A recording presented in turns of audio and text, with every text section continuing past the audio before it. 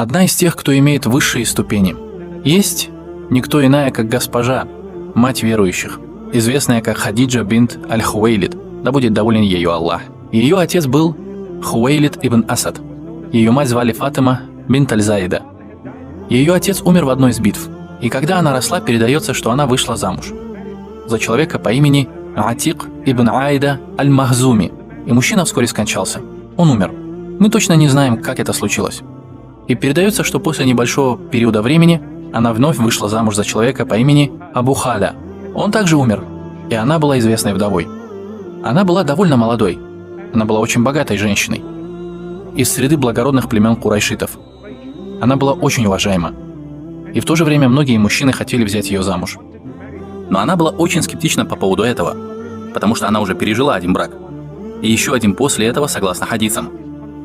Однако, что хорошо известно, так это то, что она была богатой, деловой женщиной, которая имела деловые сделки с некоторыми мужчинами, которые приобретали ее имущество и товары, и ехали с ними на север или на юг полуострова, где по возвращению занимались торговлей от ее имени, с тем условием, что будут иметь процент от доли.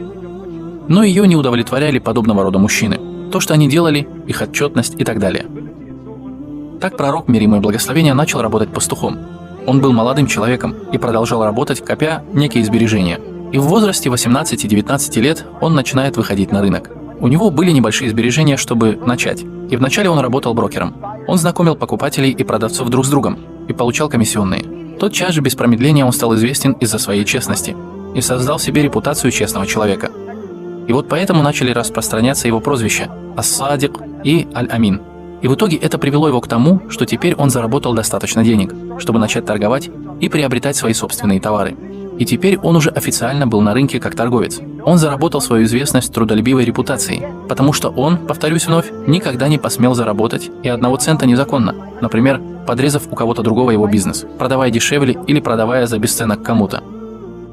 Пока в итоге не получил деловое предложение от женщины по имени Хадиджа бинт Хувейлид. Некоторые люди Мекки называли ее принцессой Мекки.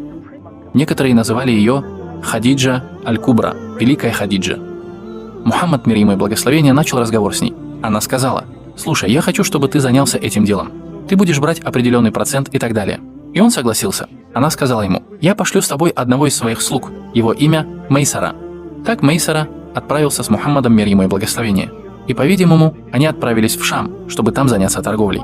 Он увидел множество интересных вещей по дороге. Первое, он увидел его честность. Он увидел его добросовестность. Также он стал свидетелем некоторых чудес, когда увидел облака, которые сопровождали над его головой тень. Пророк, мир ему и благословение, остановился в одном месте